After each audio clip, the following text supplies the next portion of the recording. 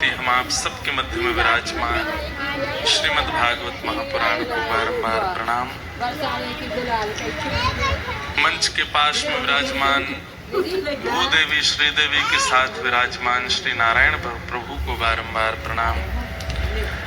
मंच पर उपस्थित समस्त विप्र वृंदों को बारंबार वंदन। समस्त गंधर्वजनों को एवं मंदना परिवार एवं कोटा में शिक्षा का एक अद्भुत केंद्र एलन के समस्त परिवारीजन, इस कथा के निमित्त यजमानगण और उपस्थित समस्त कोटा निवासी आप सभी भगवत वृंद, वैष्णव वृंद, श्रोता भाई बंधु मातृशक्ति, सबको जय श्री कृष्ण। नेक जोड़ते बोलो जय सिया राम, जय श्रीमन नारायण, जय जय श्री राधे। पूछरी के लौटा की प्यारे, क्या बात है बंसी वारे। आप सब लोगों को बारंबार प्रणाम। ठाकुर जी की महती अनुकंपा से, विशेष कृपा से हम आप सब लोग वैदिक वांग्मय के सर्वोच्च सदग्रंथ श्रीमद् भागवत के साप्ताहिक भक्ति अनुष्ठान को कोटा नगर में श्रवण कर रहे हैं। ये हमारा परम सौभाग्य है। आज कथा के तृतीय दिवस की वेला और सब वैष्णवों का समूह यहाँ पे भी बैठे हैं, इधर भी सब विराज रहे हैं। गर्मी तो नहीं लग रही? आवाज आ रही है सबन को? आवाज नहीं आ रही? भैया यहाँ आवाज करवाओ। आ रही है? टाटा कर रहे हो कि बता रहे हो कि आ रही है कि नहीं? नहीं आ रही आवाज? यहाँ करवाओ भैया, कोई स्पीकर लगाओ। तो वो मना कर रहे हैं सबरे, नहीं आ रहे। यहाँ हमारे इनको आ रही है? हाँ, इनको आ रही है। बाद में इनसे कथा सुन लेना आप लोग। कोटा के सब वैष्णव वृंद बड़े भाव से, बड़े प्रेम से, बड़े आनंद के साथ कथा में उपस्थित हो रहे हैं। सबको हम बारंबार प्रणाम करते हैं। मंदना परिवार एवं एलन ग्रुप के समस्त हमारे वैष्णवजन खूब निष्ठा से, इस स्थान का नाम 56 भोग परिसर है। विश्व भर में 56 भोग सामग्री के लगते हैं। श्रीनाथ जी के सामने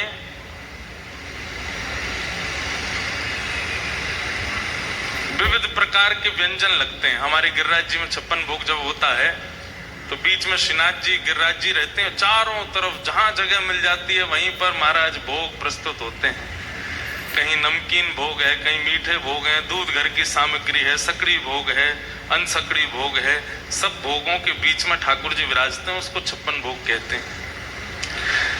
यहाँ पर भी श्रीनाथ जी विराज रहे हैं, लेकिन 56 भोग की जगह 56 प्रकार के जीवात्मा बैठे हैं चारों ओर। आप सब भी भोग ही हो।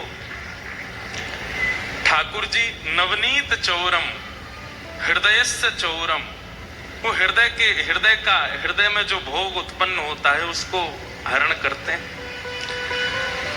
तो यहाँ हर प्रकार के लोग बैठे होंगे। कोई थोड़ा तीखा होगा, कोई थोड़ा मीठा होगा, कोई थोड़ा खट्टा होगा, कोई थोड़ा कड़वा होगा, कोई ज्यादा चिकना होगा। सबके स्वभाव होते हैं ना भाई। इन्हीं शब्दों को स्वभाव में प्रयोग किया जाता है जीव मात्र के। कोई व्यक्ति बहुत चिकनी चुपड़ी बातें करें तो कह देते हैं कि बहुत चिकना है मन का, बड़े ऐसी बातें करता है कि सब फिसल जाते हैं। तो वो भी लोग यहाँ बैठे होंगे, ठाकुर जी उनका भी भोग लगा रहे हैं। कोई बहुत मीठे होंगे, बोलते हैं तो मीठे, गुस्सा भी करते हैं तो ऐसा लगता है कि ऐसे करते रहें, इतने मीठे हैं, क्रोध भी मीठा कर रहे हैं। कई बड़े तीखे हैं, वो प्रेम की बात भी करते हैं तो ऐसे करते हैं कि लगता है कि डंडा मार रहे हैं क्या। तो सब प्रकार के आप लोग यहाँ विराज रहे हैं, तो मंच पर विराजमान होकर के श्रीनाथ जी का एक अद्भुत 56 भोग यहाँ कथा में कोटा 56 भोग है। हम कौन है? आप सब तो तीखे मीठे चिकने सब बना दिए, हम तुलसी हैं। आप सब पे पढ़ रहे हैं तो ठाकुर जी प्रसाद स्वीकार कर रहे हैं। वक्ता है ना, तो वक्ता के रूप में क्या है? तुलसी है। अब वस्तु चाहे जैसी हो, तुलसी पधरा दी जाती है तो उसका मतलब ये हो जाता है कि ये प्रसाद है। तुलसी का कैसा स्वरूप है? वस्तु चाहे जैसी हो, उसमें तुलसी पड़ी होती है तो व्यक्ति फिर उसको ऐसे नहीं लेता, ऐसे ही लेता है, ये प्रसाद हो गई है। तो कथा वक्ता क्या कर रहे हैं? सामने आए हुए समस्त प्रकार की, विविध प्रकार की सामग्री स्वरूप जीवात्मा पर तुलसी पधरा रहे हैं। वाणी की, अपने विचारों की, अपने भावों की तुलसी पधरा करके ठाकुर जी के योग्य बना रहे हैं। हम तुलसी, इसीलिए इस परिसर का नाम 56 भोग है। यहाँ 56 प्रकार के जीवात्माओं का ठाकुर जी आस्वादन करते हैं। तो ऐसी कोटा की कथा, पहली बार कोटा आगमन हुआ, परंतु बहुत सुख मिल रहा है, खूब आनंद में हैं हम। बस यही चाहते हैं कि ठाकुर जी के जिस उद्देश्य को लेकर के कथा यहाँ करने आए, वो उद्देश्य सफल हो। और उद्देश्य केवल यही है, एक बात बहुत ध्यान से सुनिएगा, हरि प्राप्ति उद्देश्य नहीं है। प्राप्ति तो हरि की रावण को भी हुई है, प्राप्ति तो हरि की कंस को भी हुई है, पूतना, अघासुर, बकासुर, धेनुकासुर, शूर्पणखाओं को भी हरि की प्राप्ति हुई है। हरि की प्राप्ति तो राक्षसों को भी हो जाती है। प्राप्ति उद्देश्य नहीं है हमारा, क्योंकि भक्ति से हरि मिलेंगे ऐसा आवश्यक नहीं। हिरण्यकश्यप को तो क्रोध के कारण मिल गए, उसके दुष्ट स्वभाव के कारण मिल गए। हरि प्राप्ति उद्देश्य नहीं है। उद्देश्य क्या है? हम हरि को प्राप्त ना करें, हरि हमें प्राप्त करें, हम उनके प्रिय बन जाएं। बात दोनों को समझिएगा। एक होता है कि आपको प्रधानमंत्री जी ने बुलाया, और एक होता है कि आपने प्रधानमंत्री जी को बुलाया। इसमें विशेष क्या है? आपको प्रधानमंत्री बुलावें, ये विशेष है। ठाकुर जी को हम बुलावें, ये सामान्य भक्ति है, लेकिन ठाकुर जी हमें बुलावें, ये विशेष भक्ति है। तो कथा से क्या होता है? निर्माण होता है जीवात्मा का। ऐसा निर्माण होता है कि उस निर्माण से ठाकुर जी फिर उस जीवात्मा को बुलाते हैं, उसको स्वीकार करते हैं, उसको अंगीकार करते हैं। ऐसी भावना है। कथा का आज तृतीय दिवस, हम लोग उसमें प्रवेश करते हैं। कल हम लोगों ने मंगलाचरण का श्रवण किया था। 3 श्लोकों में मंगलाचरण हम लोगों ने भागवत जी में जो है उसका श्रवण किया। अब आज आगे के क्रम में प्रवेश करते हैं, फिर उसी में चर्चाएं जैसी जैसी होती जाएंगी वैसे वैसे हम श्रवण करते रहेंगे।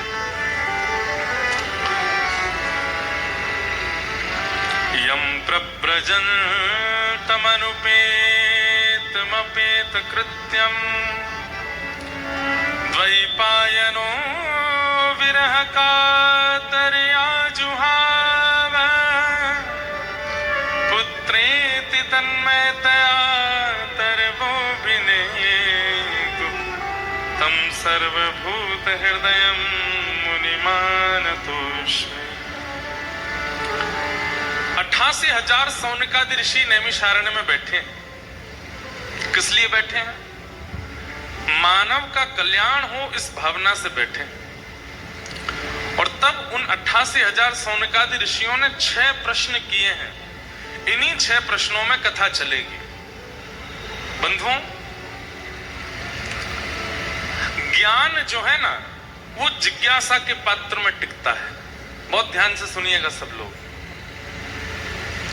भागवत, ये 4 शब्द हैं। भा से भक्ति, ग से ज्ञान, व से वैराग्य, त से त्याग। भागवत, यहां पर इन चारों में से अगर एक का भी आपके जीवन पर असर नहीं हुआ तो आपने कथा नहीं सुनी। आपके ऊपर भक्ति का असर होना चाहिए। पहली बात, जीवन में भक्ति आनी चाहिए, लेकिन भक्ति रूपी उस रस को अपने चित्त में धारण करने के लिए विश्वास का पात्र चाहिए। देखो, भागवत, भक्ति, ज्ञान, वैराग्य और त्याग, इन चारों को धारण करने के लिए अलग अलग कटोरियां आपके पास होनी चाहिए। अगर भक्ति चाहते हो तो विश्वास का पात्र, अगर विश्वास चित्त में नहीं होगा तो बिन विश्वास भगति नहीं, भक्ति बिना विश्वास के नहीं हो सकती।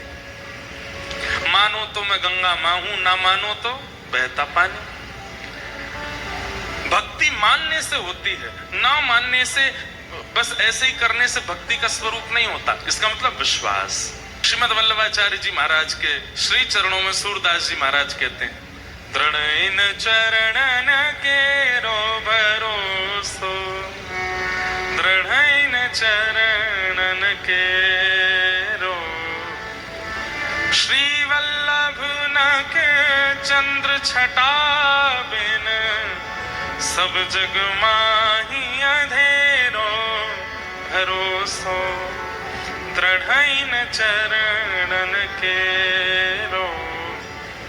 विश्वास, और वो विश्वास भी कैसा बोले, दृढ़, दृढ़ विश्वास। कहां? चरणन के रो, आपके चरणों में। सूरदास जी कहते हैं, मैं बिना नेत्रों के, सूरदास कहे दुविध आंधरो, बिना मोल को चेरो। मैं बिना नेत्रों का ठाकुर जी के दर्शन कर लेता हूं, ठाकुर जी के यश का वर्णन कर देता हूं, ठाकुर जी की कीर्ति का गान कर देता हूं। इसके पीछे और मेरे पास कुछ भी नहीं है, केवल एक बात है, बोले क्या? अपने गुरु के चरणार बिंदों में दृढ़ विश्वास, भरोसा। तो भक्ति यदि जीवन में चाहते हैं तो ठाकुर जी पर विश्वास करना पड़ेगा, भरोसा। और भरोसा ऐसा होता है कि फिर कई परीक्षाओं की कसौटियां जीवन में आती हैं जब विश्वास की बात आती है। तो अगर आप चाहेंगे कि आप ठाकुर जी की भक्ति करो तो विश्वास चित्त में होना चाहिए, और जैसे ही आप ठाकुर जी पर विश्वास करना प्रारंभ करोगे कि हे नाथ, आज से मेरा आप पर अटूट विश्वास है, आप चाहे जो कर लो, उसी दिन से ठाकुर जी परीक्षाएं दुगनी कर देते हैं। ऐसी ऐसी स्थिति लाएंगे आप संकोच में पड़ जाओगे कि ठाकुर जी मेरे संग क्या कर रहे हैं। वास्तव में उस विश्वास का परीक्षण कर रहे हैं ठाकुर जी। तो भक्ति चाहते हो तो विश्वास को चित्त में लाना पड़ेगा, लेकिन विश्वास के साथ में दृढ़ परीक्षाएं भी आएंगी जीवन में।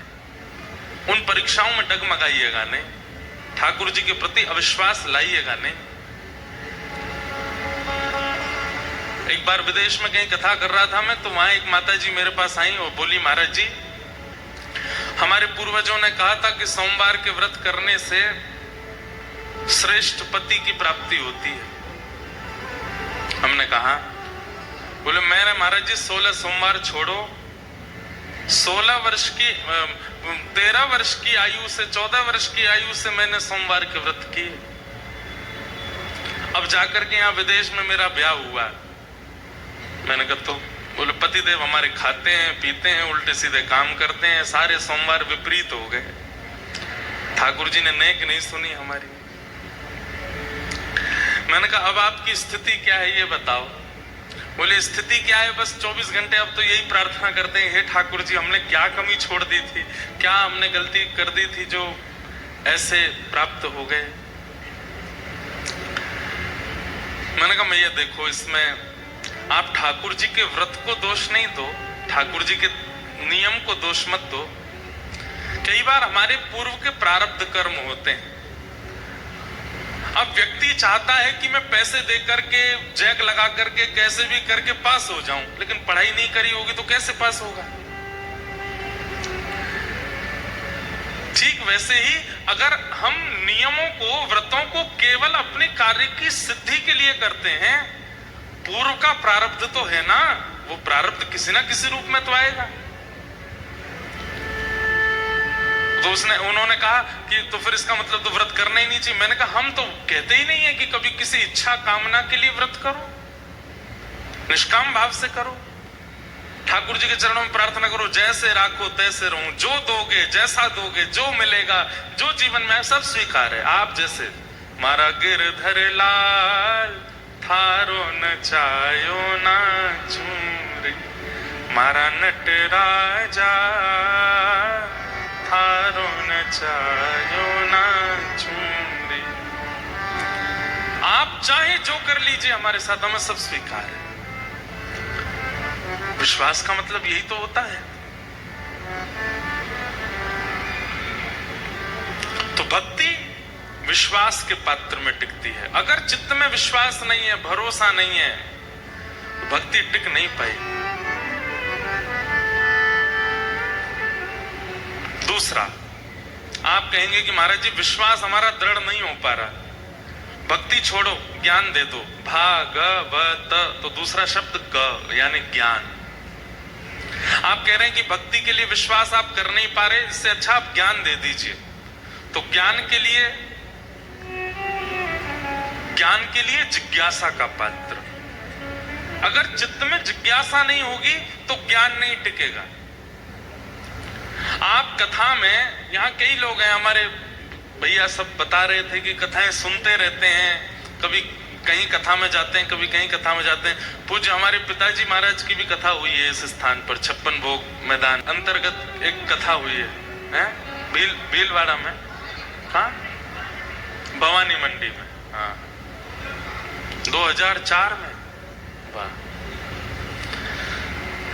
तो कथाएं आप सब लोग सुन चुके हैं पहले भी, लेकिन आप मन में ये विश्वास करके और ऐसी भावना धारण करके बैठेंगे कि हम तो बहुत सुन चुके हैं, हम तो उनकी भी सुने, हम तो डोंगरे जी की भी सुने, हम तो बापू की भी सुने, हम तो उनकी भी सुने हैं। तो यहां बैठकर के आप कुछ नहीं प्राप्त कर पाओगे। मन में जिज्ञासा लेके बैठना ही पड़ेगा। भले ये व्यास जी हमसे आयु में छोटे हैं, भले ही इनकी आयु कम है, लेकिन फिर भी हमारी जिज्ञासा है कि ये क्या सुनाएंगे, हमें क्या प्राप्त होगा। जब तक ये भावना धारण नहीं करेंगे, ज्ञान नहीं आएगा चित्त में। तो भक्ति के लिए विश्वास का पात्र, ज्ञान के लिए जिज्ञासा का पात्र। तो भाग और फिर आता है व। आप कहो महाराज जी जिज्ञासा, हम में कोई जिज्ञासा ही नहीं है, हम इतने ज्ञानी हो चुके हैं, अब हम में जिज्ञासा नहीं है, कुछ और दीजिए। तो फिर तीसरा आएगा वैराग्य। वैराग्य के लिए अनुभव का पात्र। अनुभव को अगर आज की भाषा में कहूं तो ठोकरों का पात्र। वैराग्य उसी को हो सकता है जिसने बहुत अनुभव किया हो या बहुत ठोकरें खाई होंगी। किसी व्यक्ति को कथा सुनी है ना आपने, बुद्ध, बालक बुद्ध, जब उनका जन्म हुआ तो किसी ज्योतिषाचार्य ने कहा कि जिस दिन ये संसार देख लेंगे उसी दिन वैराग्य हो जाएगा। उनके पिता ने ऐसा योजना बना दी, परकोटा बना दिया एकड़ों में, बोले कभी संसार देखने ही नहीं दूंगा पुत्र को, कभी वैराग्य नहीं होगा। पूरा युवावस्था निकल गई, बाल अवस्था निकल गई, विवाह हो गया। विवाह होने के बाद जब संतान हुई तो पिता के मन में बात आई कि अब मेरे नाती हो गया है, मतलब पुत्र अब गृहस्थाश्रम में आ गया है, पत्नी बच्चों का ध्यान रखने लगा है, इसका मतलब अब इसको वैराग्य नहीं होगा। पत्नी आ गई, बच्चे आ गए, अब कैसे वैराग्य होगा। तो पिता ने कहा अब मैं कुछ दिन के लिए कहीं भ्रमण पर जा रहा हूं, और मंत्री जी आप पुत्र का ध्यान रखना, पुत्र बुद्ध का ध्यान रखना, और इनकी इच्छा हो तो बाहर घुमा लाना। लेकर के गए, पहली बार बाहर निकले।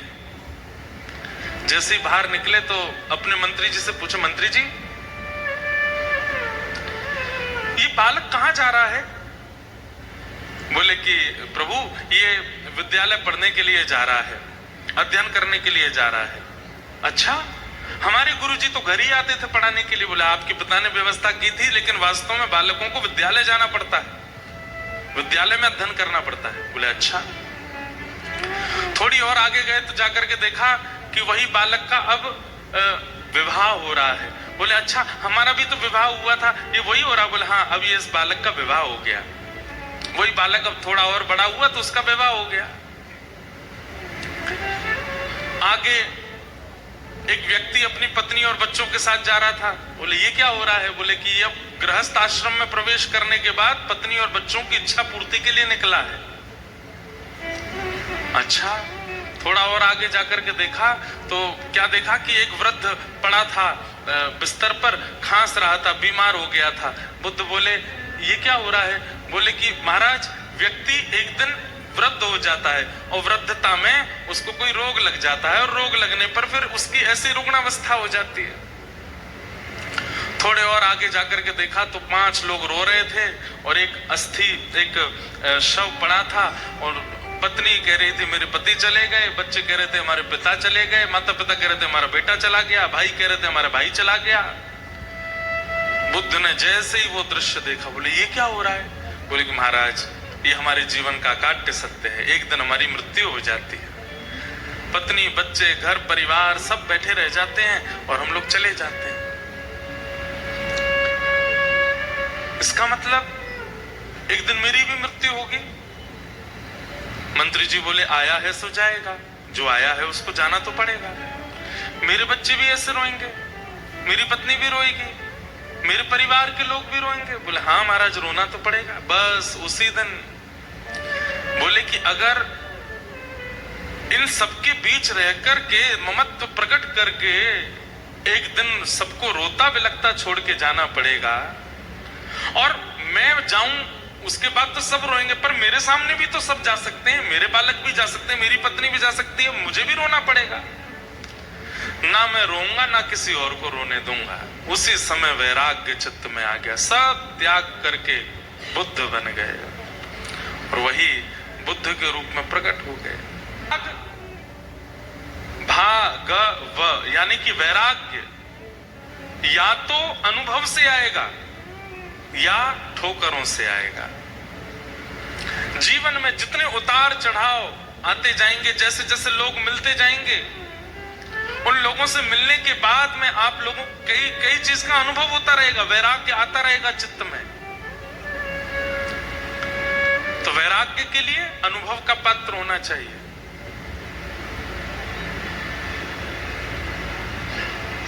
भाग व और अंतिम आया त्याग। वैराग्य और त्याग इन दोनों में अंतर है, बहुत ध्यान से सुनिएगा। वैराग्य किसको कहते हैं और त्याग किसको कहते हैं? वैराग्य का मतलब वस्तुओं के बीच में रह रहे हैं पर उन वस्तुओं से ममत्व नहीं है, उसको वैराग्य कहते हैं। और त्याग किसको कहते हैं? जहां पर वस्तु भी नहीं है और उसके प्रति ममत्व भी नहीं है, वो त्याग है। वैराग्य की चरम स्थिति त्याग कहलाती है।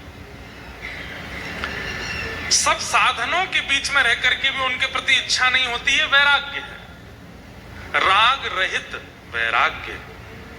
और जहां साधन का भी त्याग और उसके प्रति इच्छा का भी त्याग, वो त्याग कहलाता है। तो त्याग अंतिम स्थिति है। त्याग के लिए क्या चाहिए? बोलो त्याग के लिए सत्संग रूपी पात्र चाहिए।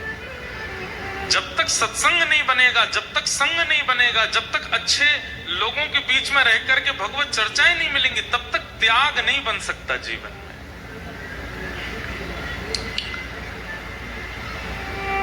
किसी एक वस्तु का आप त्याग करना चाहते हैं, जिस वस्तु का आज तक सेवन किया, उस वस्तु का त्याग आप अपनी इच्छा से नहीं कर सकते।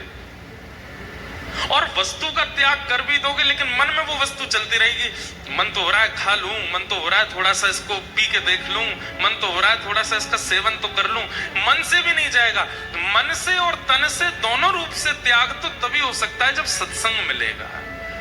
सत्संग का मतलब इसको नहीं कहते जो हम कर रहे हैं, यह भी सत्संग है, पर सत्संग के और भी कई रूप हैं। और कौन कौन से रूप हैं? वस्त्र भी सत्संग कहलाते हैं। आप क्या पहनते हो? अभी हम जीन्स पहन के आ जाए फटी हुई और मंच पे आके प्रवचन करने लगे, किसी पर कोई फर्क नहीं पड़ेगा हमारी बात का। वास्तव में फर्क पड़ता भी वस्त्रों से है। क्या पहनते हैं? धोती पहनते हैं, बगलबंदी पहनते हैं, तिलक लगाते हैं, शिखा धारण करते हैं, कंठी माला पहनते हैं। सब कुछ सत्संग कहलाता है। आपका श्रृंगार भी सत्संग है, आपका आवरण यानी कि वस्त्र भी सत्संग है, आपका उठना बैठना भोजन भी सत्संग है, आप क्या खाते हैं क्या नहीं खाते हैं उससे भी सत्संग का प्रभाव होता है। कैसों के संग बैठते हैं, किससे मिलते हैं, कहां जाते हैं, कैसी स्थिति का प्रयोग करते हैं, सब सत्संग है। और इन सबका वातावरण जब होता है, अब देखो एक बात आपको बताएं, बाहर कोई स्ट्रीट फूड मिलता है ना, जो रोडों पर ठेला लेके घूमते हैं भैया, वहां आप खाने जाओ, कुछ आपको खिला देगा, जैसा होगा वैसा खिला देगा। लेकिन जैसे हम जाएंगे ना धोती बगलबंदी पहन के, तो अगर व्यक्ति ठीक होगा तो पहले महाराज जी 1 मिनट रुको, पहले बर्तन धोऊंगा, बर्तन धोएगा, फिर हाथ मांजेगा, सब साफ सुथरा करेगा, मक्खी मच्छर सब उठा देगा। क्यों? वो जानता तो है नहीं, लेकिन केवल वस्त्रों से उसको क्या अनुभव हुआ कि कोई सत्संगी महापुरुष है। इसके लिए हमको सामान्य वस्तु नहीं, कुछ विशिष्ट देना चाहिए। फ्लाइट में एयर होस्टेस आपसे नॉनवेज पूछ भी लेगी, लेकिन हमारे तो वस्त्रों को देख करके पानी ही पूछती हैं बस। ठंडा पिएंगे कि सादा, ये बता दीजिए, क्योंकि पता है भोजन तो करने वाले हैं नहीं। कैसे पता? वस्त्र भी तो सामने वाले के चित्त में कुछ प्रकट कर रहा है, तो वस्त्र भी सत्संग है, तिलक भी सत्संग है। आप अपने घर पर जब फ्री टाइम में बैठते हैं, किस आकृति में बैठते हैं, उससे भी पता चलता है कि आप सत्संगी हो कि नहीं। पड़ गए सोफा पे पांव ऊपर करके, ये सत्संग नहीं। वो बैठते भी सत्संगी का बैठना भी एक अलग रूप में होता है, उठना चलना फिरना सब कुछ उसका सत्संग बन जाता है। उससे त्याग बनता है। ऐसा व्यक्ति जो वस्त्रों से लेकर के भोजन से लेकर के संगति तक में सत्संग को निश्चित रखता है, वो व्यक्ति कभी भी किसी भी वस्तु का त्याग बिना किसी ममत्व के कर सकता है, उससे त्याग बन जाएगा। त्याग के लिए सत्संग का पात्र। एक बार एक शिकारी जंगल में घूम रहा था शिकार करने के लिए, बहुत बड़ा शिकारी। घूमते घूमते जब गया तो देखा एक गुफा के सामने से निकला, तो देखता हुआ जाता था कहीं कोई शिकार मिल जाए। गुफा में जैसे उसने झांक करके देखा तो कोई हिरण आदि तो नहीं दिखा। एक महात्मा बैठे थे, बड़ी बड़ी जटाएं उनकी, और महात्मा नेत्र बंद करके बैठ के ध्यान कर रहे थे। तुरंत अपना घोड़ा रोका और बोला कि मेरी माँ मुझसे कहती थी कि हम शिकारी हैं, हम वन में रहते हैं, हम मांस खाते हैं, लेकिन कभी भी कोई संत मिले, गुरु मिले, उससे प्रणाम जरूर करना, उससे आशीर्वाद जरूर लेना। दौड़ करके गया, महाराज जी प्रणाम, आपको वंदन करता हूं, आप इस जंगल में भजन कर रहे हैं, मैं इस जंगल का शिकारी हूं, मैं यहीं रहता हूं। महाराज जी ने नेत्र खोले, अच्छा बेटा खुश रहो। बोले अब मैं और तो कुछ आपकी सेवा नहीं कर सकता, मुझे बस ये बताइए कुछ पाएंगे, कुछ भोजन करेंगे, आप कुछ खाएंगे? नहीं नहीं बेटा, हम सब आनंद मंगल हैं, फलाहार करते हैं, फल खाते हैं, फल खा करके जीते हैं, और कभी 5-6 दिन में एक बार फल खा लेते हैं। फल खाते हैं, फल कोई खाने की चीज है। आप कहें तो मैं बढ़िया एक हिरण लेकर के आऊं, आप भोग लगाना, मुझे भी दे देना। अब संत बेचारे अब क्या बोले उसको। तो अब देखिए सत्संग का प्रभाव कैसा होता है। संत थोड़े मुस्कुराए, अब उसको ये तो नहीं कहा कि बेटा हम लोग मांसाहार आदि नहीं करते, उसको क्या बोले, तुम जो हिरण पाते हो ना वो तो सामान्य है, मैं तो एक बहुत ऊंचे हिरण की खोज में बैठा हूं, जब तक वो नहीं मिलेगा तब तक आहार ग्रहण नहीं करूंगा। अरे महाराज आप नहीं जानते, ये इतने कोस का जंगल, उसका सबसे बड़ा शिकारी हूं मैं, यहां कोई हिरण मुझसे भाग के नहीं जा सकता, शेर के चंगुल से बच जाएगा, मुझसे नहीं बच सकता। आप बताइए कैसा हिरण चाहिए आपको? महाराज जी बोले रहने दो, तुम ला नहीं पाओगे उसको। बोले नहीं नहीं बताइए। तो लिखो कैसा हिरण है।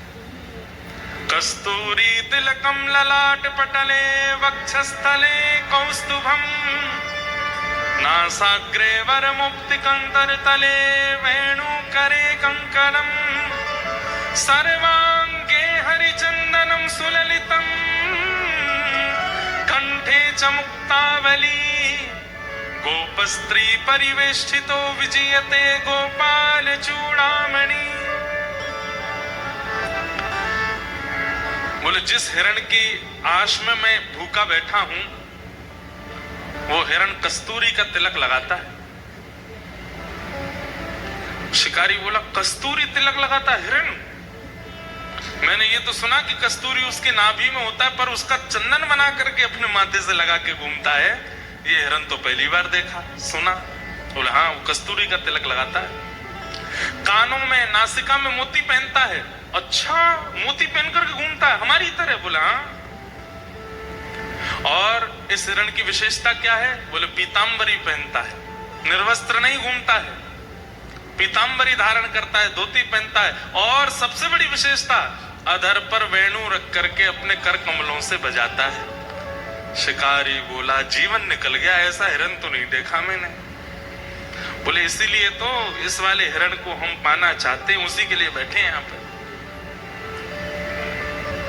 महाराज मैं आपको वचन दे करके जा रहा हूं, वो इसी वन में है ना, आप बस इतना बताओ। बोला हाँ वो सब जगह है, वो यहां पर भी है।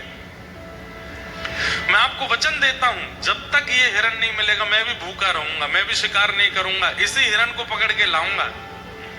तब तो आप स्वीकार करेंगे ना, उसको पाएंगे फिर मुझे भी दे देना। बोला हाँ फिर पाएंगे, हम लेके आओ। अब महाराज जी ने तो ऐसे टरका दिया, लेकिन एक क्षण का वो सत्संग किया गया। अब वो तो शिकारी सीधा था, उसको ज्यादा हम आप चतुर जैसे लोग थोड़े ही हैं, हम तो बहुत चतुर हैं। हमारे सामने कोई महात्मा ऐसे बोलते तो हम तो तुम हिरण थोड़ी है, ये तो भगवान की बात कर रहे हो आप, हम तो 2 मिनट में बोल देते। लेकिन बेचारा सीधा बोला ठीक है मैं अभी जाता हूँ। निकल गया। दिन रात पहाड़ों में, नदियों में, तालाबों में, पोखरों में, सघन वन में जाता है और केवल ढूंढ रहा है तिलक लगा करके वंशी बजाने वाला, पीतांबरी पहनने वाला हिरण मुझे मिले। 1 दिन, 2 दिन, 3 दिन, 5 दिन बीत गए। भूख के कारण व्याकुल होने लगा, मुख सूखने लगा। अब तो बस सामने से हिरण निकलते हैं तो उसको इच्छा तो बहुत होती कुछ खा लूं, लेकिन सोचता है मेरे गुरुजी भूखे हैं, मैं कैसे पाऊं? जब तक वो हिरण नहीं मिलेगा तब तक नहीं जाऊंगा। 7 दिन बीत गए। प्राण जब निकलने को होने लगे, आंखें खुलनी बंद हो गई। अब स्थिति अपने वश में नहीं थी। ठाकुर जी उसके भाव पर रीझ गए। बोले बताओ हमको ढूंढ रहा है, भूख प्यास से व्याकुल होकर के हमको ढूंढ रहा है, हिरण के रूप में ढूंढ रहा है। इतने में ही मोर मुकुट धारण किए, कानों में सुंदर मोती धारण किए हैं, नाक में सुंदर मोती पहने हैं, पीतांबरी पहने हैं, ललित गति विलास बल गुहास, टेढ़ी मेढ़ी चाल चलते हुए सघन वन से वेणु का नाद करते हुए कस्तूरी की सुंदर सुगंध आने लगी, चंदन की सुगंध आने लगी। तभी दिखता है कि सामने से नीलांबर ठाकुर जी पीतांबरी पहन करके वेणुनाद करते हुए, मोर पिच्छ का मुकुट धारण करते हुए उसके सामने अधरों पर वेणु धारण करके मधुर स्वर से वेणु बजाते हुए आ रहे हैं।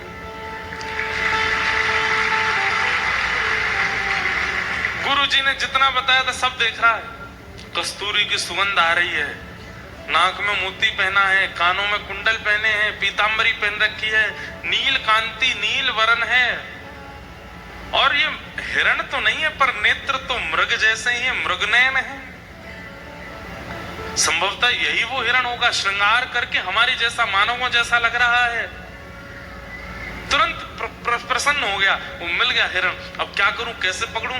तो जैसे हिरण को पकड़ता है चुपके से, वैसे ही ठाकुर जी के पीछे धीमे धीमे चल रहा है और हिरण पकड़ने वाला जाला हाथ में लेकर के चल रहा है। ठाकुर जी मधुर मधुर स्वर से वेणु बजाते हुए गजगामिनी चाल से आगे चल रहे हैं, पीछे पीछे वो शिकारी चल रहा है। जैसे ही देखा मौका है, तुरंत जाला फेंका, ठाकुर जी को उसमें बंदी बनाया, पकड़ लिया पकड़ लिया पकड़ लिया, आ गया मेरे चंगुल में। ठाकुर जी को पकड़ करके जाला बांध करके और उठा करके अपने कंधे पे टांगा, घोड़े पर बैठ करके ले गया गुरु जी के पास। सप्ताह बाद गुरु जी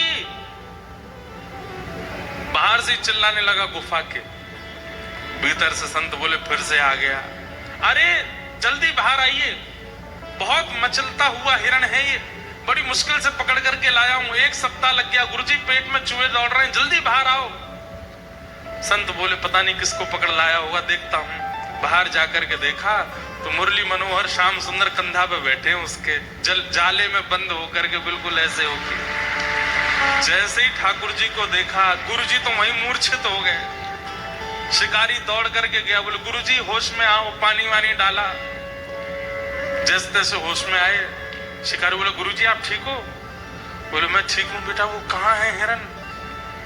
बांध रखा मैंने पेड़ से, भाग जाएगा, जल्दी करो, अग्नि चेताओ, भोग लगाओ आप, फिर मैं भी पाऊंगा। अरे पगले खोल इनको। खोलूंगा नहीं, 1 हफ्ता बाद मिला है। गुरुजी के नेत्र सजल हो गए। तुरंत कहा, बोले प्रणाम करो, साक्षात परमात्मा है ये, ईश्वर हैं, यही वो हिरण्यगर्भ हैं जिनकी इच्छा मैं रखता हूं। शिकारी तो प्रसन्न हो गया, दंडवत प्रणाम किया। ठाकुर जी ने उसको भी आशीष दिया, गुरुजी को भी आशीष दी। सत्संग त्याग करवाता है। भक्ति, ज्ञान, वैराग्य और त्याग। भागवत भक्ति के लिए विश्वास का पात्र, ज्ञान के लिए जिज्ञासा का पात्र, वैराग्य के लिए अनुभव का पात्र और त्याग के लिए सत्संग का पात्र। ये 4 पात्र आपके चित्त में होंगे तभी भागवत विराजमान हो सकती है, ये तो संभव नहीं। तो जिज्ञासु के चित्त में ज्ञान विराजता है। 88,000 सौनकादि ऋषियों ने 6 प्रश्न किए। किम श्रेय शास्त्र सारहक स्वावतार प्रयोजनम, किम कर्म के अवतारश्च धर्मः कम शरणम गतः। सबसे पहला प्रश्न, भगवान के अवतार का श्रेय किसको जाता है? राक्षसों के लिए आते हैं कि भक्तों के लिए आते हैं? रावण आदि राक्षसों को मारने के लिए आए कि सबरी आदि भक्तों पर कृपा करने के लिए आए? पहला प्रश्न, भगवान के अवतार का श्रेय किसको जाता है? दूसरा, शास्त्रों का सार क्या है? हमारे हिंदू वैदिक सनातन धर्म में इतने सारे शास्त्र हैं, पर इन शास्त्रों का सार क्या है, इनकी मूल बात क्या है? तीसरा प्रश्न, स्वावतार प्रयोजनम, भगवान के अवतार का प्रयोजन क्या है? कभी मानव बन के आते हैं, कभी जानवर बन के आ जाते हैं, कभी नृसिंह बन के आते हैं, प्रयोजन क्या है? किम कर्म, भगवान के कर्म क्या है? भगवान क्या करते हैं? अवतार लेकर के कहते हैं कि ठाकुर जी कर्म नहीं करते, ठाकुर जी सोचते हैं, ठाकुर जी चिंतन करते हैं, और जो चिंतन करते हैं वो होता चला जाता है। ठाकुर जी ने चिंतन किया कि प्रलय होना चाहिए, उनके सोचते ही प्रलय हो जाएगा। ठाकुर जी अपनी भ्रगुटी टेढ़ी करते हैं तो बादल आकाश में छा जाते हैं, ठाकुर जी प्रसन्न हो जाते हैं तो धूप निकल आती है। ठाकुर जी के चिंतन से सब कुछ होता है, तो जिनके चिंतन से सारी क्रिया क्रियान्वित हो जाती है, उनको कर्म बंधन कैसे हो सकता है? तो वो कर्म क्या करते हैं आकर के? किम कर्म के अवतारश्च, भगवान के अवतार कितने हैं? 10 हैं, 24 हैं, कितने हैं? और फिर अंतिम प्रश्न किया, भगवान धर्म की स्थापना करके वापस चले गए अपने धाम को, तो जिस धर्म को ठाकुर जी स्थापित करके गए, भगवान के जाने के बाद उस धर्म का क्या हुआ, वो किसके पास गया?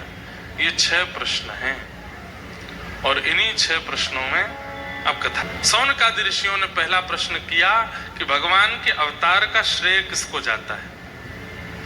सीधा उत्तर है, राक्षसों को मारने के लिए ठाकुर जी नहीं आते। वाल्मीकि रामायण में एक प्रसंग में ठाकुर जी कहते हैं, अगर मैं चाह लूं तो रावण का जन्म ही नहीं होगा, अगर मैं चाह लूं तो वैकुंठ में बैठे बैठे रावण का वध कर सकता हूं, लेकिन वैकुंठ में बैठे बैठे सबरी की हृदय की इच्छा पूरी नहीं हो सकती। उसके लिए तो मुझे आना पड़ेगा, उसके लिए तो मुझे प्रकट होना पड़ेगा। राक्षसों का वध वैकुंठ से हो सकता है, लेकिन भक्तों की मनवांछित इच्छा वो वैकुंठ से पूरी नहीं होगी। इसलिए भक्तों के लिए ठाकुर जी आते हैं। पहले प्रश्न का उत्तर,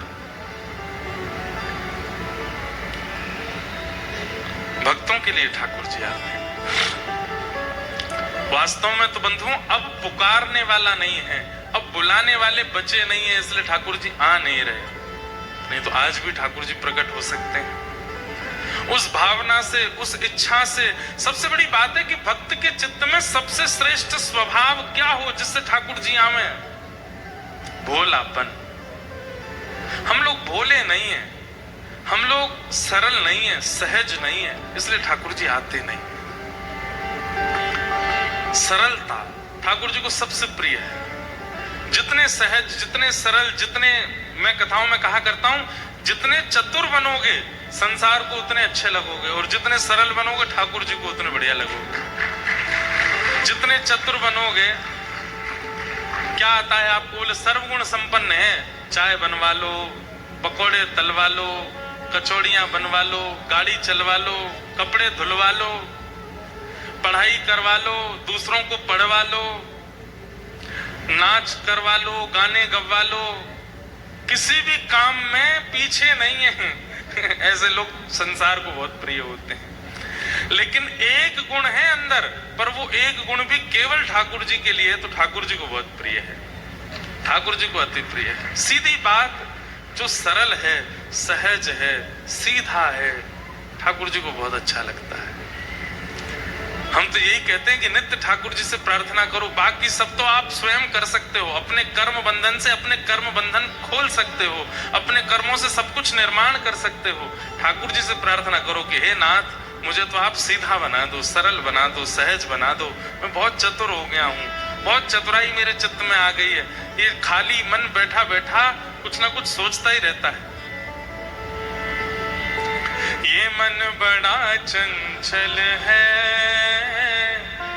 कैसे तेरा भजन करूं।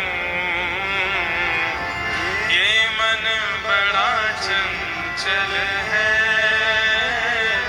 कैसे तेरा भजन करूं।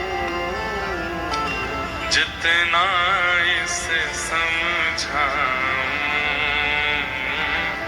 जितना इसे समझाऊं, उतना ही मचल जाए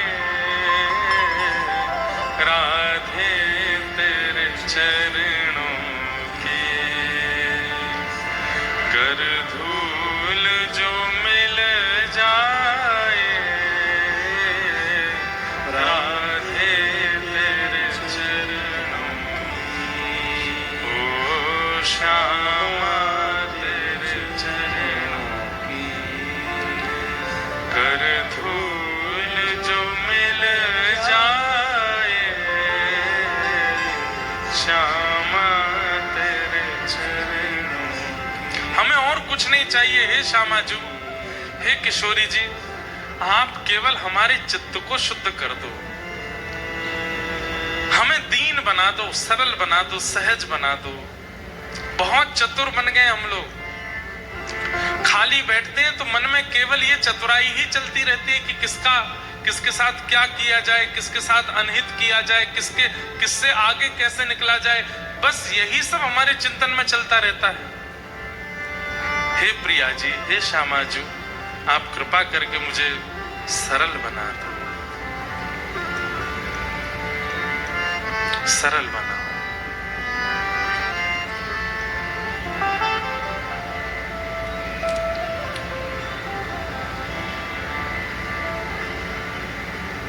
श्यामा जो मोहे अपनों ही कर लीजे। श्यामा जो मोहे अपनों ही कर लीजे। श्यामा जो मोहे अपनों ही कर लीजे।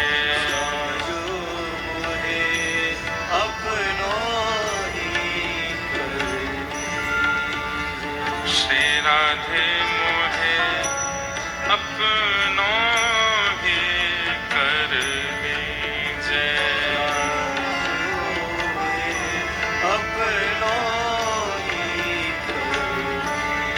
हे किशोरी मोहे अपनों ही कर लीजिए।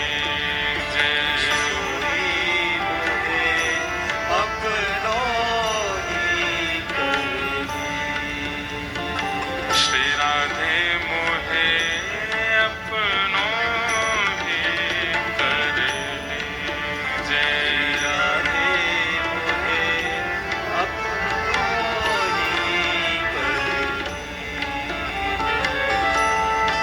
और दिए कछु भावत नाही।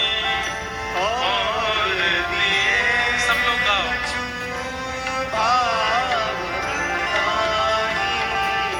और दिए कछु भावत नाही। और दिए कछु।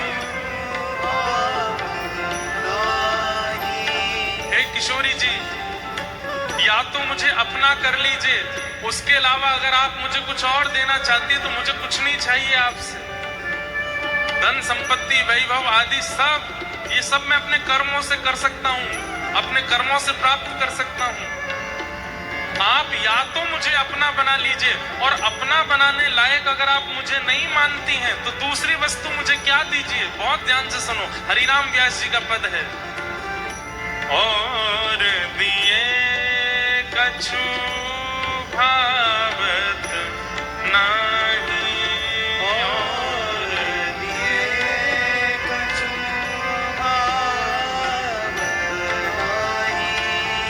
श्री वृंदावन दीजे। श्री वृंदावन ओ श्री वृंदावन दीजे। श्री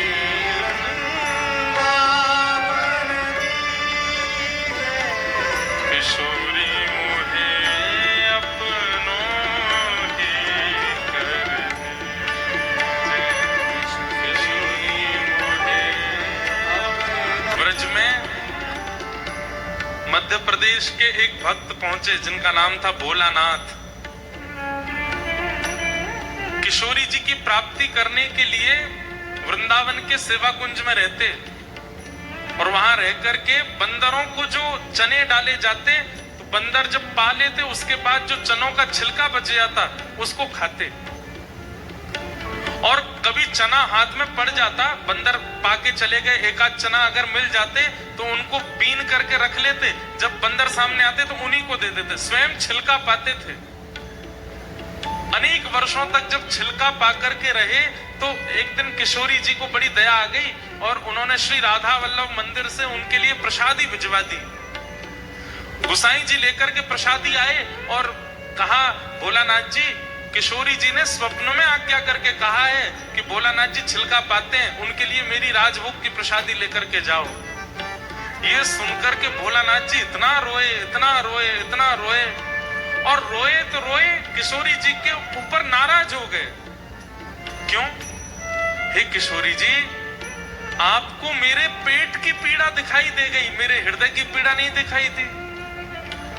मैं छिलका खा रहा हूं, उसके लिए आपने अन्न मेरे पास भेज दिया, पर मेरा हृदय आपको देखने के लिए, आपके चरणों की प्राप्ति के लिए इतना व्याकुल हो रहा है, हृदय की पीड़ा आपको दिखाई नहीं दी। अरे वही दिखता है जो विशेष होता है, इसका मतलब मेरे पेट की पीड़ा विशेष दिख रही है, इसीलिए आपने आज अन्न सामग्री भेज दी, मेरे हृदय की पीड़ा नहीं दिखाई दी। अब मैं और रोऊंगा, अब मैं और पुकारूंगा ताकि मेरे हृदय की पीड़ा आपको दिखाई दे, और अगली बार आप भोजन का थाल ना भेज करके स्वयं पधारो यहाँ पर। किशोरी जी ने उनका नामकरण किया, उनका पूर्व नाम भोलानाथ, 50-60 ज्यादा से ज्यादा 80 वर्ष पहले वृंदावन में थे। आज भी कई ऐसे महापुरुष वृंदावन में जिन्होंने भोलानाथ जी का दर्शन किया था। किशोरी जी ने उनका नाम रखा भोरी सखी, उनको सखी बना, भोरी सखी। कितनी भोली। हे श्यामाजू, हमें आपसे और कुछ नहीं चाहिए, या तो आप अपना लीजिए, और आप अपनाना नहीं चाहती हैं, हमें इतने योग्य नहीं समझती, तो कम से कम वृंदावन वास तो दीजिए, वृंदावन दे दीजिए। आपके चरणों में पड़े रहेंगे, बस इसी से आनंद हो जाएगा। बंधुओं, ये आचार्यों की वाणी है, गाइए और व्यासपीठ के सन्मुख गाइए, क्या पता किशोरी जी सुन लें। और दिए कछु मांगत नाही, और दिए कछु मांगत नाही, और दिए कछु भावत नाही, और दिए कछु भावत नाही। श्री वृंदावन दीजय, श्री वृंदावन,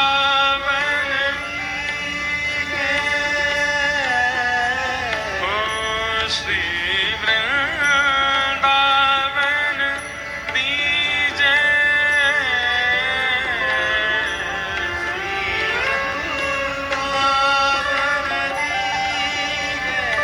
किशोरी मोहे अपनों ही कर लीजिए, किशोरी मोहे। और हे किशोरी जी, वृंदावन में भी मैं मानव बनूं ऐसी मेरी इच्छा नहीं। मानव बन जाऊं तो आपकी कृपा, लेकिन मानव ना बना सको तो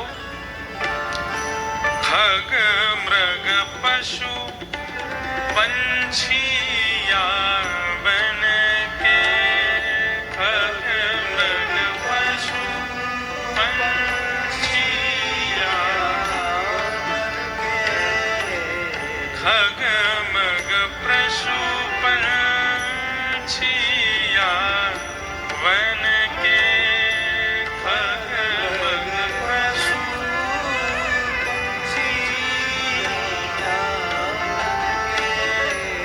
चरण शरण रख लीजिए,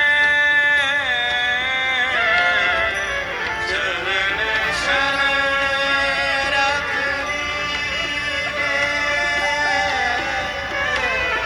व्यास स्वामिनी की छवि निरखत, व्यास स्वामिनी हे व्यास स्वामिनी की छवि निरखत,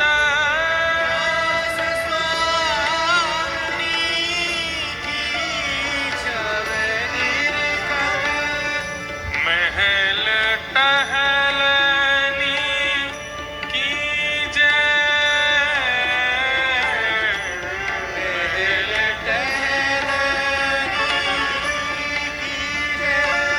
किशोरी मोहे अपनों ही कर लीजिए, किशोरी मोहे अपनों ही कर लीजिए, किशोरी मोहे अपनों ही कर लीजिए, किशोरी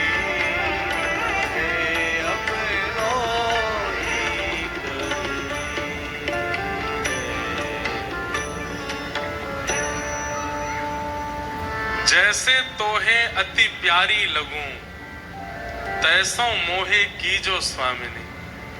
मैं जिससे आपको प्रिय लगूं, ऐसा मेरा निर्माण कर दो किशोरी जी। बंधुओं, हम हरि को प्रिय लग जाए, बस ये हमारी इच्छा है। तो ठाकुर जी के अवतार का श्रेय राक्षसों को नहीं जाता, वो हमारे लिए आते हैं। हमारे भाव का, हमारे रस का, हमारी इच्छा का आस्वादन करने के लिए ठाकुर जी आते हैं, राक्षसों के लिए नहीं आते हैं। हम प्रेम से क्या प्रस्तुत करते हैं, उस प्रेम से प्रस्तुत की गई वस्तु का आस्वादन करने के लिए ठाकुर जी आते हैं। तो भगवान के अवतार का श्रेय भक्तों को जाता है। दूसरी बात, शास्त्रों का सार क्या है। इतने शास्त्र हैं हमारे हिंदू वैदिक सनातन धर्म में, पर सार क्या है। तो वेद व्यास जी महाराज ने श्रीमद् भागवत को सारम सारम समद्वितम, भागवत जी को सार बताया, चारों वेदों को सार, महाभारत का सार, सबका सार श्रीमद् भागवत है। भागवत जी सार है। स्व अवतार प्रयोजनम, भगवान के अवतार भिन्न भिन्न क्यों होते हैं, कभी मानव बन के, कभी नृसिंह बन के, कभी कछुआ बन के, कभी कुछ बन के, एक ही रूप में क्यों नहीं आते, अलग अलग रूप क्यों धारण करते हैं। ठाकुर जी सर्व व्यापकता और सर्वग्राह्यता प्रकट करते हैं। केवल मानव बनकर के आएंगे तो एक प्रकार से जीवों के प्रति ये भावना हो जाएगी कि ठाकुर जी उनके नहीं है, हमारे ही हैं, वे सबके हैं, इसलिए सर्व रूप धारण करके आते हैं। हमारे यहाँ वृक्षों में भी श्री ठाकुर जी हैं, नदियों में भी ठाकुर जी हैं, पहाड़ों में भी ठाकुर जी हैं। अरे कहां तक है, राक्षसों में भी ठाकुर जी कहते हैं प्रहलाद मैं हूं, सब में मैं हूं।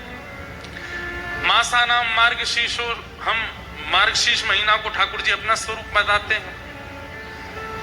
सब जगह ठाकुर जी की व्यापकता है, इसलिए ठाकुर जी अलग अलग रूप धारण करके आते हैं। और फिर दूसरा रूप धारण करने का कारण होता है भक्त की हृदय की इच्छा। सब लोग सावधानी से सुनो। भक्त के हृदय में जैसी भावना ठाकुर जी की है, ठाकुर जी वैसे ही आते हैं उसके पास।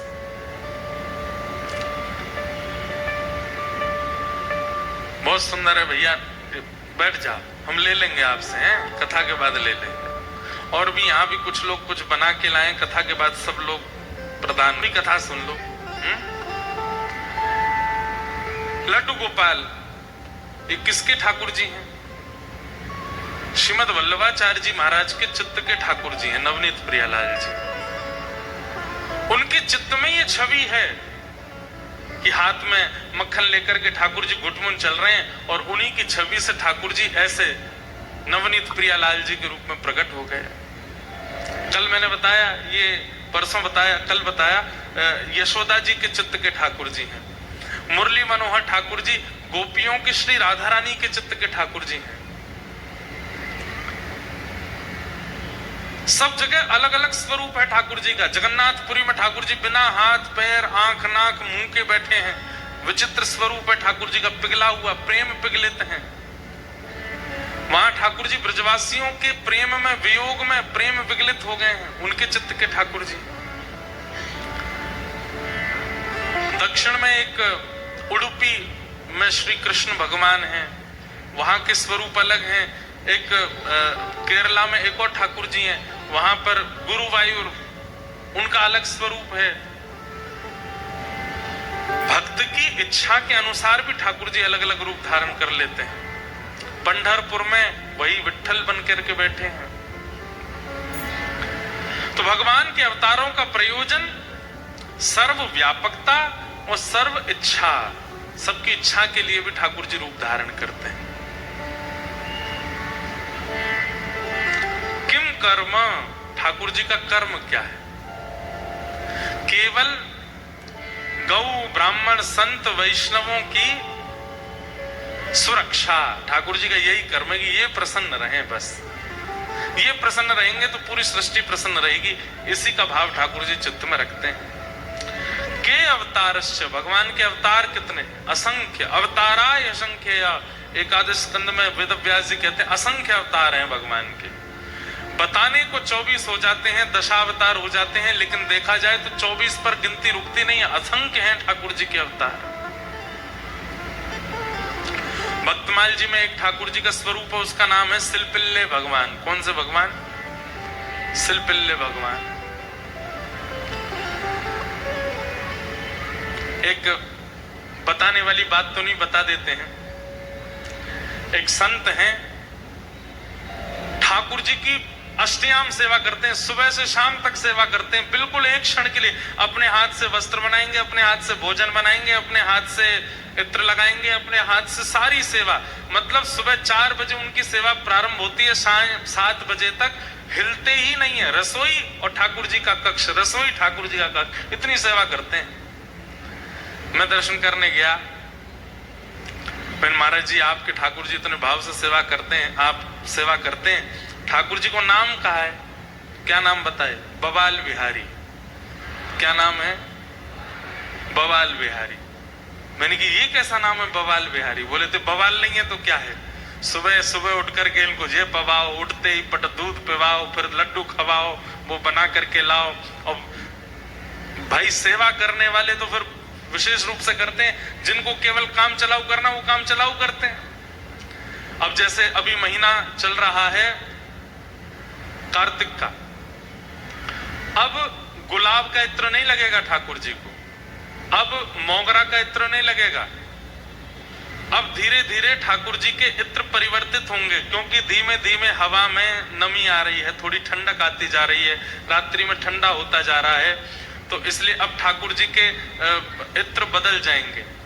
अब केसर का इत्र धीरे धीरे प्रारंभ होगा, कदम्ब का इत्र लगेगा ठाकुर जी को, और फिर जैसे ही महीना ठंडा हो जाएगा पूर्ण रूप से, तो फिर ठाकुर जी को हिना का इत्र लगेगा, शमामा का इत्र लगेगा, गर्म इत्र कस्तूरी के इत्र लगेंगे। तो कितना अब इत्र का भी विचार किया जाता है, वस्त्रों का भी विचार किया जाता है। गर्मी में ठाकुर जी को बिल्कुल सूती वस्त्र पहनाए जाते हैं, अब धीरे धीरे रेशमी वस्त्र और फिर धीरे धीरे गर्म वस्त्र पहनाने पड़ेंगे। भोजन सामग्री में भी, पेय पदार्थ में भी ध्यान रखा जाता है कि गर्मी में क्या पाएंगे, सर्दियों में क्या पाएंगे। बवाल बिहारी, तो बोले इसलिए इनका इतना बवाल है, इसलिए इनका नाम हमने बवाल बिहारी रख दिया। मैंने बहुत बढ़िया। तो जाकी रही भावना जैसी प्रभु मूरत देखी तिन तैसी, जिसकी जैसी भावना होती है ठाकुर जी उसके लिए वैसे रूप में प्रकट हो जाते हैं। धन्ना जाट के लिए सामान्य पत्थर में भी ठाकुर जी आ गए, और पुंडलीक के लिए साक्षात पंडरीनाथ भगवान द्वार पर खड़े हैं, पर उसके लिए माता पिता ही सर्वोपरि हैं। वो ईंट खिसका देता है, बोले कि मैं माता पिता की सेवा छोड़ के थोड़ी आऊंगा। जिसकी जैसी भावना वैसे ठाकुर जी हो जाते हैं। तो अवतार असंख्य हैं ठाकुर जी के, एक नहीं है। और अंतिम प्रश्न किया गया, धर्म कम शरणम गतः। अंतिम प्रश्न है कि भगवान के चले जाने के बाद, लीला पूरी करने के बाद धर्म किसकी शरण में गया? इसका उत्तर देते हुए कहते हैं धर्म हमारी शरण में। इसलिए धर्मो रक्षति रक्षतः, धर्म की रक्षा करने का दायित्व हमारा है। इसका मतलब रक्षा उसकी की जाती है जो शरण में। तो ठाकुर जी धर्म स्थापित करके गए, हम लोगों को सौंप गए कि भाई आप धर्म का पालन तुम करना। जो लोग कहते हैं कि हम धर्म मार्ग पर क्यों चलें, क्योंकि आपको ठाकुर जी, इसके लिए ही ठाकुर जी आए थे धर्म स्थापित करने, और आपको देके गए कि इसका स्थापन करो, इसकी सुरक्षा करो। अगर धर्म मार्ग से विलग होकर के व्यक्ति चलता है, ठाकुर जी को बहुत पीड़ा होती है। हमने धर्म स्थापित किया और ये धर्म से विलग चल रहे हैं। ये 6 प्रश्न किए, और इन्हीं 6 प्रश्नों का अब विस्तार से उत्तर भागवत है। सूत जी महाराज अपने गुरुदेव को वंदन करते हैं, और वंदन करते हुए कहते हैं, हे साधु जनों, आप लोगों ने जो प्रश्न किया है, इस प्रश्न से कृष्ण लीला प्रकट होगी, कृष्ण कथा प्रकट होगी। इसलिए मैं इन प्रश्नों को प्रणाम करता हूं। भगवान के अवतारों का वर्णन करते हुए भागवत जी के निर्माण की कथा सुनाई। श्रीमद् भागवत क्यों लिखी गई? प्रश्न हुआ कि वेद व्यास जी महाराज ने इतने ग्रंथ लिखे थे, तो फिर भागवत लिखने की क्यों इच्छा हुई? तब बताते हैं। इदं भागवतं नाम पुराणं ब्रह्म संहितम् उत्तम श्लोक चरितम चकार भगवान ऋषि। वेद व्यास जी महाराज ने भागवत की रचना की। क्यों? जब वे इतना कुछ लिख चुके तो फिर भागवत क्यों लिखी? क्योंकि अपनी रचनाओं से संतुष्टि नहीं हो रही थी। संतुष्टि मतलब, बंधुओं देखो, रचनाकार को अपनी रचना के ऊपर पता होता है कि इससे कितना लाभ होने वाला है, कितनी हानि होने वाली है, उसको सब पता होता है। रोटी बनाने वाला, सब्जी बनाने वाली माता जी, उनको पता होता है कि सब्जी कैसी बनी है, लड्डू कैसे बने हैं। अगर श्रेष्ठ नहीं बने होते और कोई जबरदस्ती प्रशंसा करता है तो माता जी कह देती हैं, बोले देखो हमें पता है तुम बोल रहे हो बहुत अच्छा है, लेकिन हमको पता है आज हमने इतने मन से बनाया नहीं है, इतना अच्छा बना नहीं है। रचनाकार को पता होता है कि उसकी रचना कैसी है। वेद व्यास जी महाराज अपनी रचनाओं से संतुष्ट नहीं है। क्यों? क्योंकि व्यास जी के चित्त में इच्छा है कि मैं जो लिखूं उससे सबका कल्याण होना चाहिए, पुरुषों का, स्त्रियों का, हर जाति, हर वर्ण, हर व्यवस्था वाले का। लेकिन अभी तक जो कुछ भी लिखा है उनसे सर्वांगीण उद्धार नहीं हो रहा था। इसलिए व्यास जी लिखते तो जा रहे हैं, 18 उपपुराण लिख दिए, 17 महापुराण लिख दिए, 4 वेद लिख दिए, महाभारत लिख दी, लेकिन मन में संतुष्टि नहीं है। हर रचना के बाद सोचते हैं कि कुछ अधूरा है, कुछ रह गया है। तभी वहां नारद जी का आगमन हुआ और नारद जी महाराज आकर के बोले, व्यास जी क्या बात है, इतने असंतुष्ट क्यों हो आप? बोले देखो मैंने कितनी पोथियां लिख दी, पर इतना सब कुछ लिखने के बाद भी मन संतुष्टि नहीं हो रहा। क्यों? मुझे प्रसंग इतना प्रिय लगता है क्योंकि जब से इस प्रसंग का मैंने अध्ययन किया और कथा में कहना शुरू किया, तब से संतुष्टि हमारे जीवन में भी आई। वास्तव में संतुष्टि का प्रादुर्भाव होता कैसे? ध्यान से सुनो। नारद जी महाराज कहते हैं, व्यास जी मैं बताऊं आपको संतुष्टि क्यों नहीं है? बोले बताओ। कि भवतानुदित प्रायम यशो भगवतो मलम ये नैवा सौनतुष्येत मन्ये तद्दर्शनम खिलम। व्यास जी आपने जितने भी ग्रंथ लिखे हैं उनमें घुमा फिरा करके 4 बातों को ही प्रधानता दी है आपने। कौन सी 4 बातें? धर्म, अर्थ, काम और मोक्ष। आपने अपने ग्रंथों में यही लिखा है कि धर्म कैसे किया जाए। एक ग्रंथ में एक बात लिखी, दूसरे में दूसरी लिखी, तीसरे में चौथी लिखी, घुमा फिरा करके धर्म की प्रधानता। दूसरा अर्थ की प्रधानता, तीसरा कामनाओं की पूर्ति कैसे हो, और अंतिम बात मोक्ष कैसे मिले। इन 4 से ऊपर आपने और कुछ भी नहीं लिखा है इतने पन्नों में।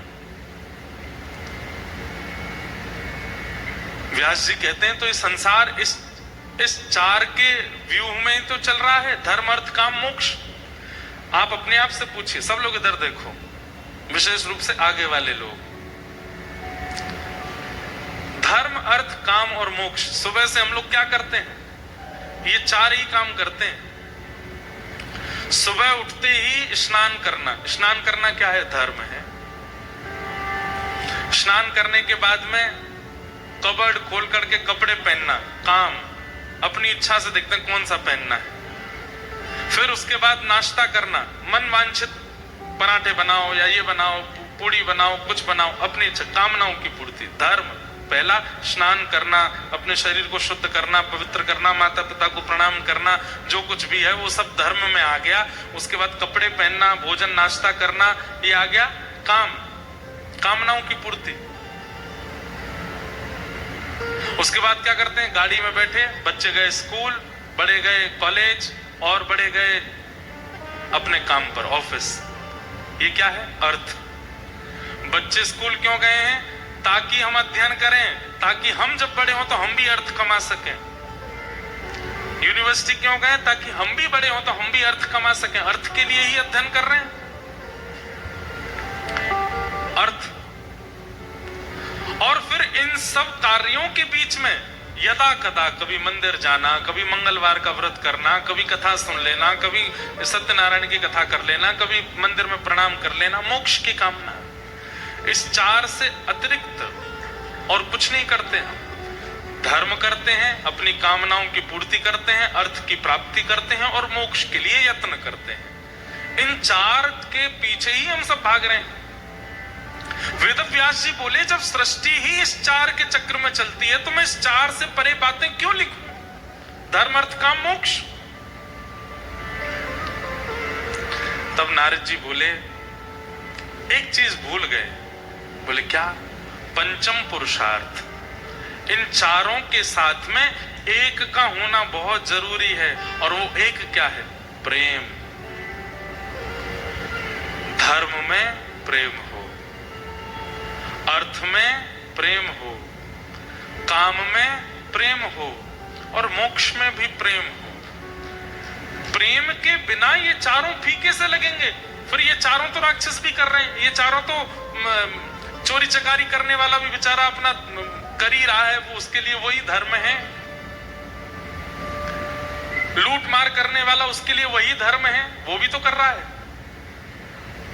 नारद जी कहते हैं कि आपने 4 के बारे में तो वर्णन किया, लेकिन प्रेम को छोड़ दिया, इसलिए आपका चित्त असंतुष्ट है। प्रेम का पुट लगाते ही ये 4 और ज्यादा सुंदर हो जाएंगे, जैसे धर्म। अब कई लोग धर्म के नाम पर बलि चढ़ाते हैं, क्यों? प्रेम नहीं है चित्त में।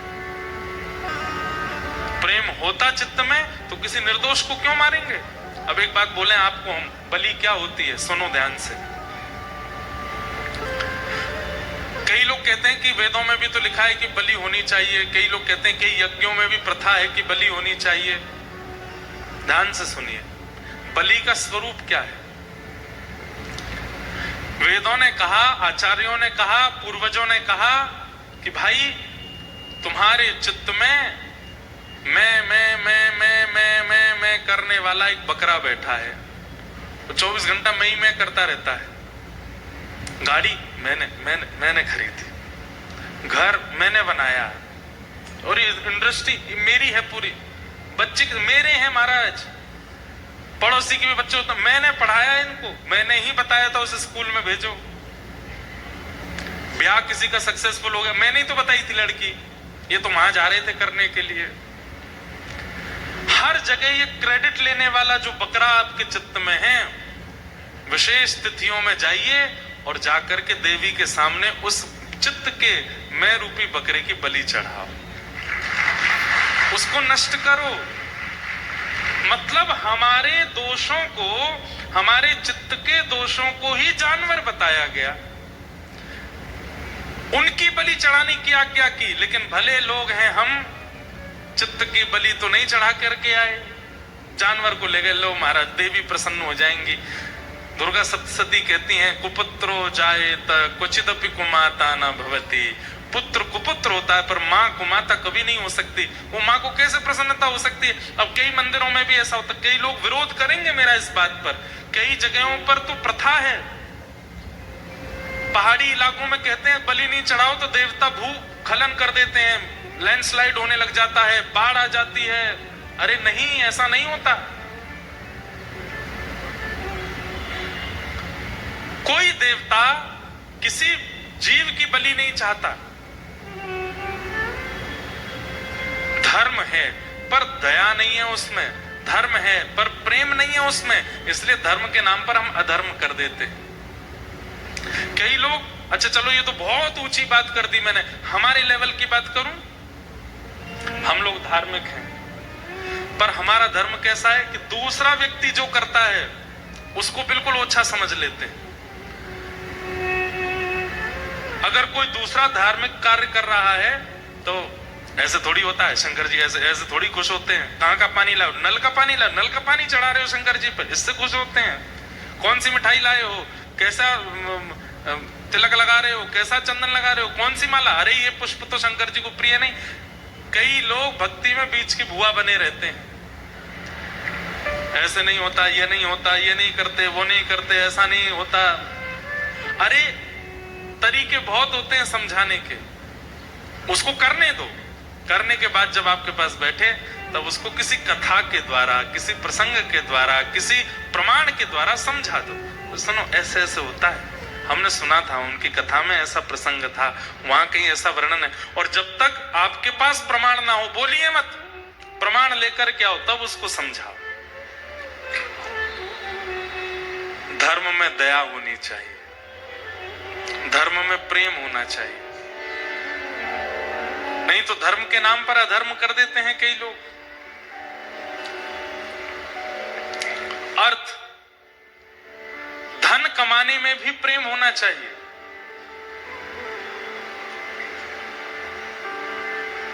प्रेम कैसे होता है धन कमाने में?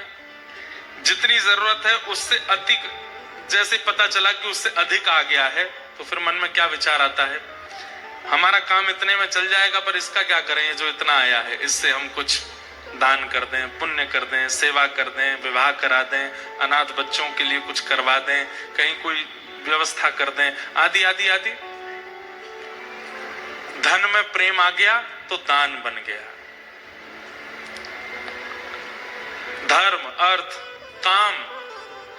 अब काम में प्रेम कैसे आता है, कामनाओं की पूर्ति में प्रेम कैसे आता है?